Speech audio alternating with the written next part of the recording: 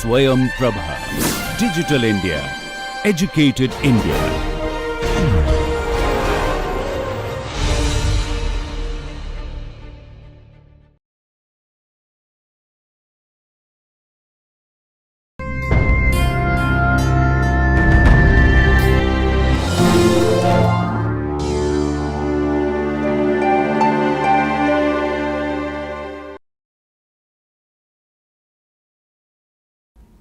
Indicators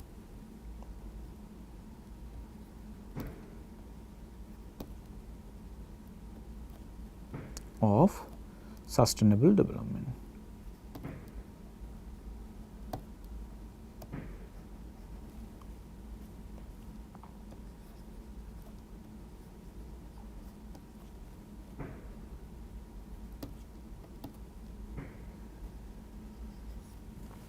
And the first indicator that is widely used in economic literature, it is called green national product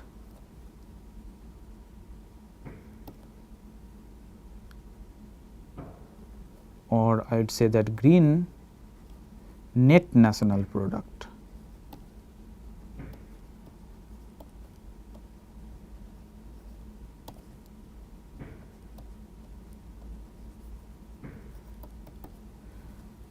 Or in the bracket I will say that GNNP.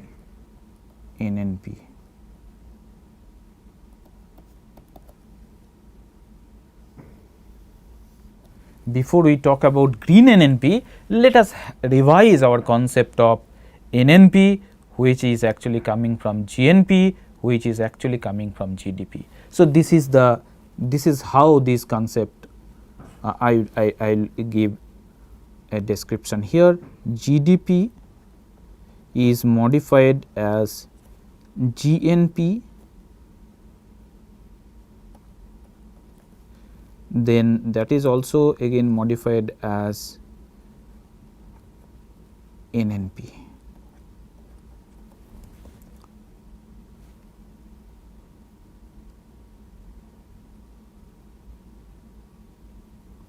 Or from here GNNP. Okay.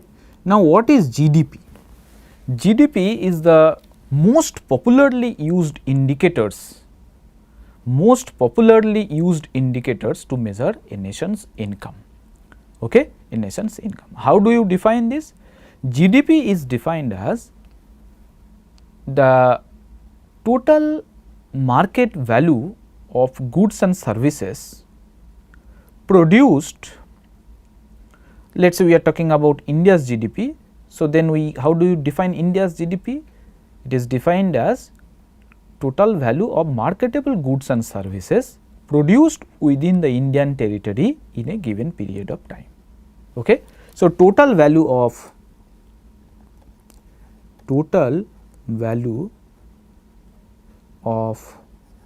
goods and services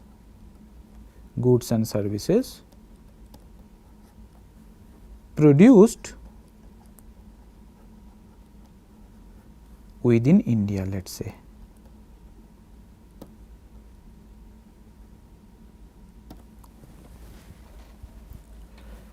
Now, this GDP includes not only the production of Indian companies, but also it includes the goods and services produced by the MNCs, that means foreign companies which are operational within the Indian territory. So, that means GDP, it does not measure actually what is India's income, because the foreigners' income is also included in the GDP. At the same time, GDP does not include Indians' income which is happening abroad. Suppose somebody is working in US and sending remittances, then that income is actually not included in GDP. That is why economists, they later on revised this idea of GDP and they got a measure which is called gross national product. So, that means this is equals to GDP plus net foreign income.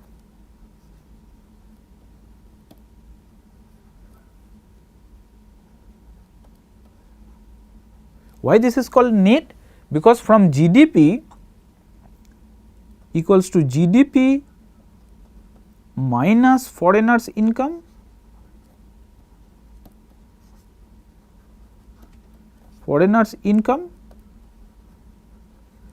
plus the remittances,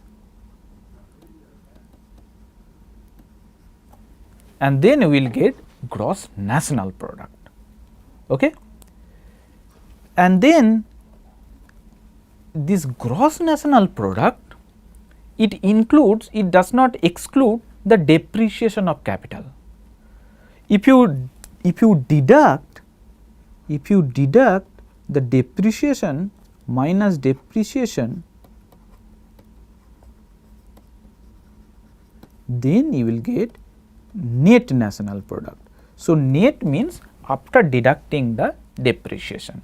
So, this is this up to NNP we have actually studied so far, though. So, that standard framework, standard macroeconomic framework to measure nation's income, they use any of these three indicators, either GDP or GNP or NNP, whatever. But there are certain limitations of the standard measures. What are the limitations? Limitation is, when you talk about NNP, in NNP what we do, we while producing this NNP, we extract many resources from the nature, from the environment. Okay? But we do not subtract the contribution of those goods and services which we are extracting from the nature or the environment to produce this NNP value. And then economists, a group of economists started thinking of revising it, because if we do not subtract the contribution of the environment that is already included in nation's income measure, then that income measure cannot be used for measuring sustainability. Okay? Because the amount of resource, renewable resource, non-renewable resource, and the pollution what we are generating, if we do not consider the value of all those, so that means you must subtract the contribution of the renewable resource, you must subtract the contribution of non-renewable resource, and you must keep some amount of money available for correcting the pollution what we are generating in the process of making this NNP value. That is why a group of economists started thinking of making this national income measure green. And how can we make the national income measure green? By subtracting the contribution of the environment that is already included in nation's income measure. And if we do so, then that green measure of nation's income can be considered as an indicator of sustainable development. Okay? That is the idea. So, that means what we need to do from the NNP measure, net national product. So, that means GNNP, green NNP equals to, I would say that NNP minus the contribution of the non-renewable resource. How will you measure? I will first write the formula and then I will explain.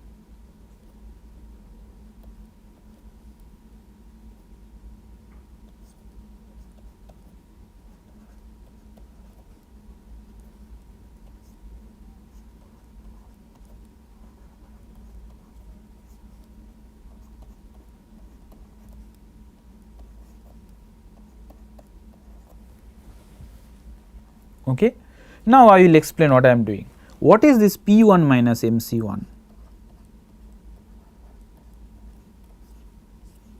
P1 is actually the price per unit of non-renewable resource. MC1 is basically the marginal cost of extraction for the non-renewable resource. So, the difference between the price and marginal cost is defined as, if you recall, we have already introduced this concept. What is it called? This is called economic rent. economic rent generated from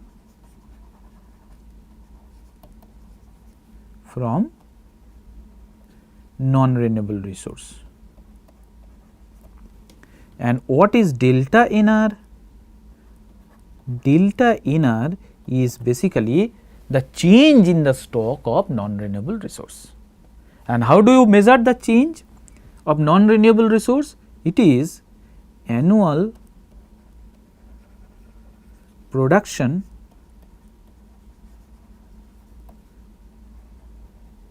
minus annual discoveries.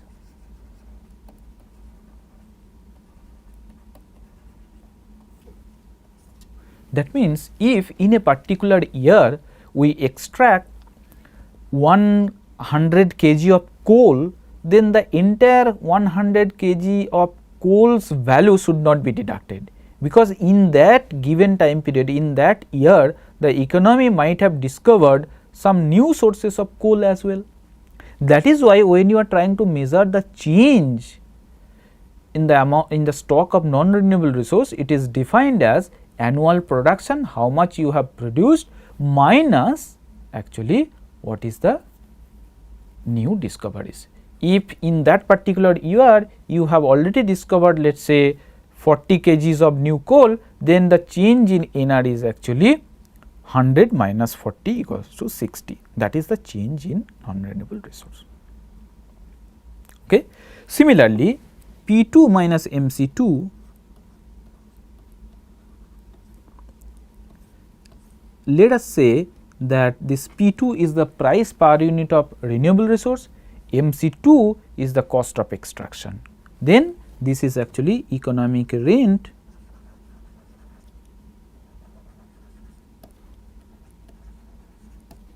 generated from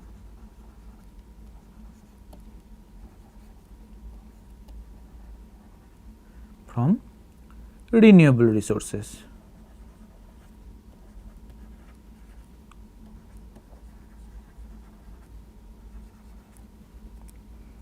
And delta R is again the change in stock of renewable resources. And how do you do that? It is actually growth of renewable resource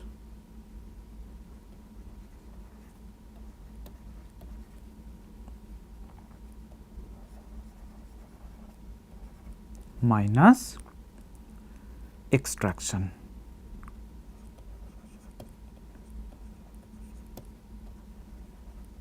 In a given time period.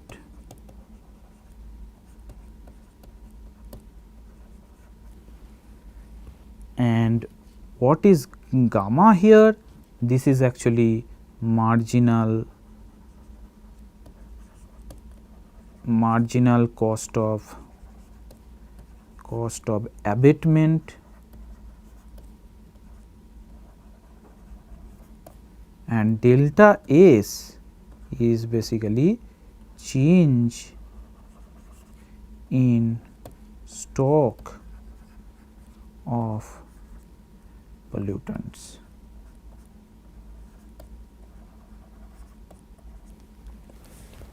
Okay. This is how we can actually modify the net national product definition, and we can come up with a measure which is green in a sense which is sensitive towards the environment, because we are accommodating the fact that we are deducting the contribution of the environment that we derive in the process of making this gross national product or net national product.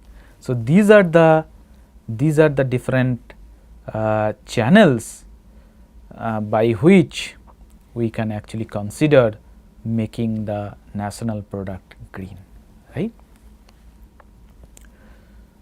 But there are certain problem, of course. For example, here aggregation problem will always be there, because there are different types of renewable resource, there are different type of non-renewable resources, And then when you talk about change in stock of pollutant, which pollutant you are talking about? Here we are using only one single marginal abatement gamma, but marginal abatement cost for CO2 is quite different from SO2 or NOx, and it also varies from one place to another. So, utilizing one single marginal abatement cost, this is marginal cost of abatement for all sort of pollutants, is quite problematic. Similarly, when you try to measure the change in stock for which particular pollutant you are talking about, is it CO2, is it NOx, or is it SO2, that also makes this measurement problematic. But at least this is some rough idea of making the net national product, and this is how we can actually get some idea about a particular economy's performance towards the sustainability. Okay, towards the sustainability. Which is not included in the formula is basically the contribution of biodiversity. So, contribution of biodiversity is left out.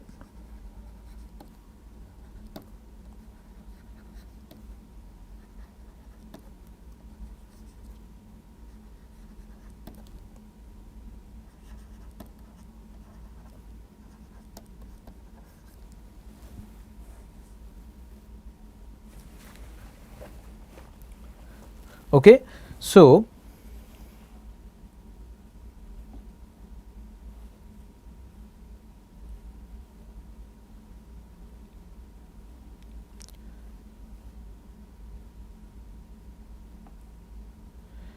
here basically the contribution of biodiversity here, this is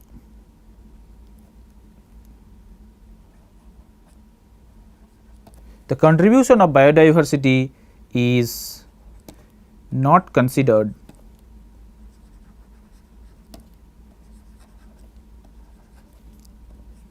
here. Why this is so? Because there is no direct market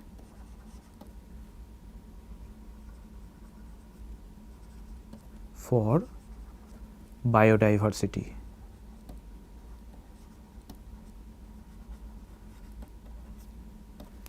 Okay. Since we are talking about a measurement which is NNP or GNP, these are all, as I defined, total value of marketable goods and services.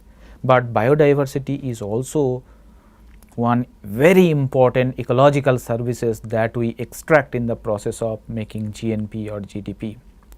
We cannot include this in this formula because there is no direct market, so we do not know what is the value. And when there is no direct market, what is the solution? The solution is you get the value, through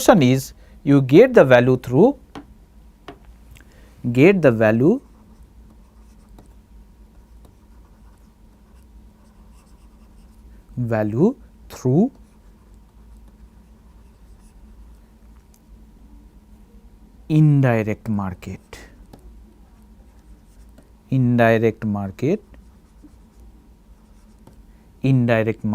by get the value through indirect market by contingent valuation by stated preference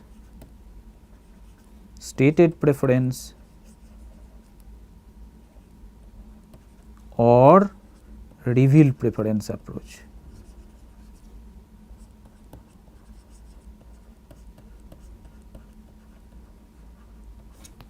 So, there is some alternative.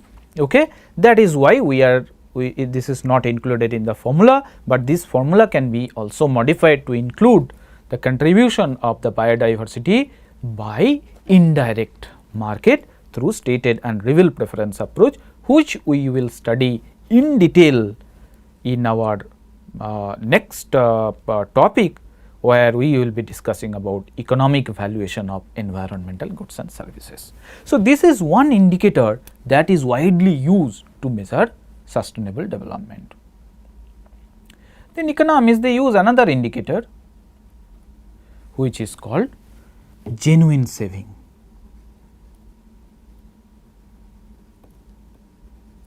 genuine saving.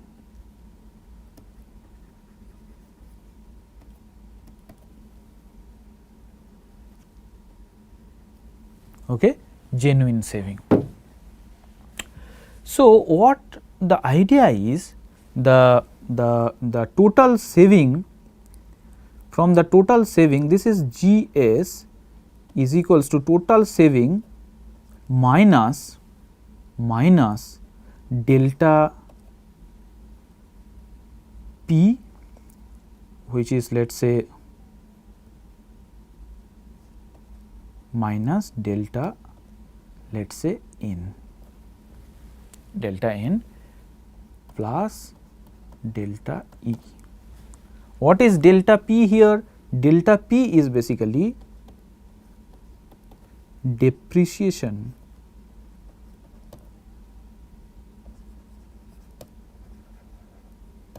of man-made capital.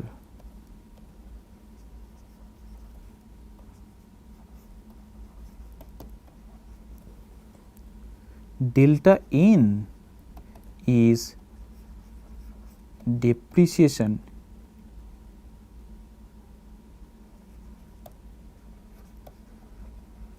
of natural capital.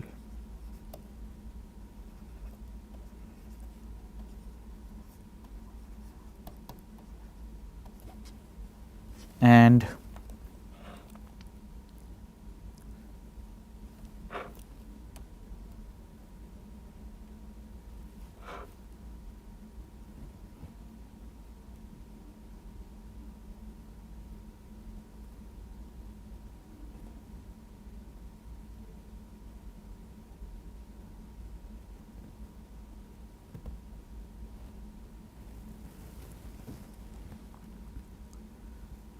so depreciation of man-made capital, depreciation of natural capital, and delta E is the present expenditure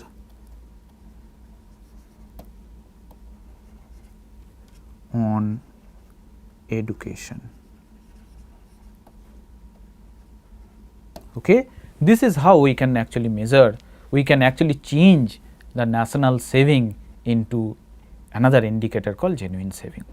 Now, the question is, how do you measure delta P, depreciation of man-made capital, which is very easy. So, measuring the depreciation of man-made capital is very easy. Okay. But the question is, how do you measure delta N? Okay. How do you measure the depreciation of natural capital? Can you think of how to measure natural capital, depreciation of natural capital? Now, depreciation of natural capital can actually happen in three ways. In the process of economic development, what you do, we derive or we extract renewable resources, we derive non-renewable resources, and we generate pollution. That means, natural capital depreciates in the form of depreciation of a renewable resource, depreciation of non-renewable resource, and depreciation of nature's absorptive capacity or assimilative capacity. That means, if we consider these three forms of depreciation, then we can actually consider delta N. So, this is actually equals to depreciation of natural capital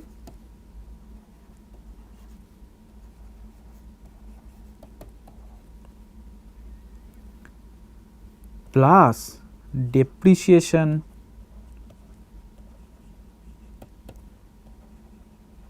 of this is depreciation of renewable resources. This is depreciation of renewable resources, depreciation of non-renewable resources,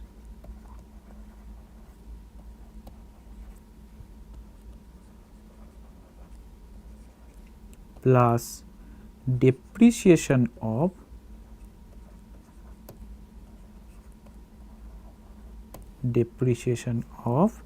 nature's assimilative capacity.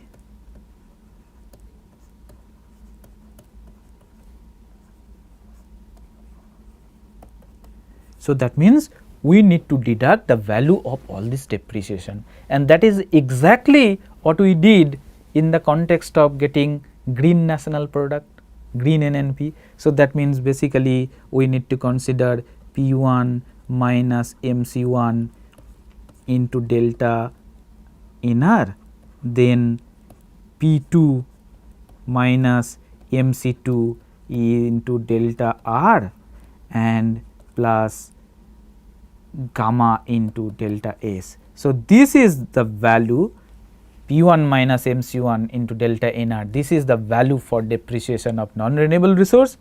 P2 minus MC2 into delta R, this is the value for depreciation of renewable resource, and this is the value of depreciation of nature's absorptive capacity. Okay, indirectly we can say, right. So, that means we have already discussed how to consider or how to accommodate the depreciation of different forms of natural capital. Okay, depreciation. So, this is basically depreciation of non-renewable resource, depreciation of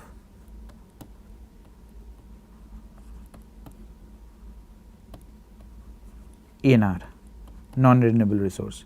This is depreciation of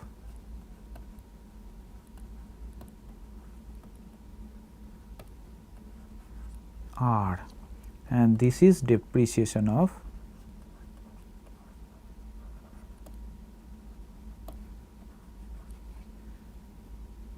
nature's assimilative capacity. Then the question is, why should I add delta E? So, that means additional expenditure on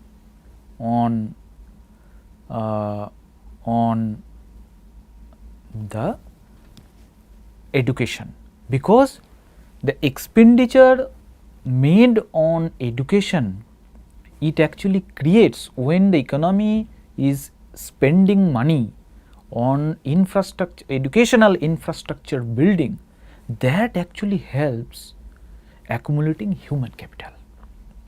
Okay. So, that actually adds to human capital, and that human capital should be added, not to be subtracted.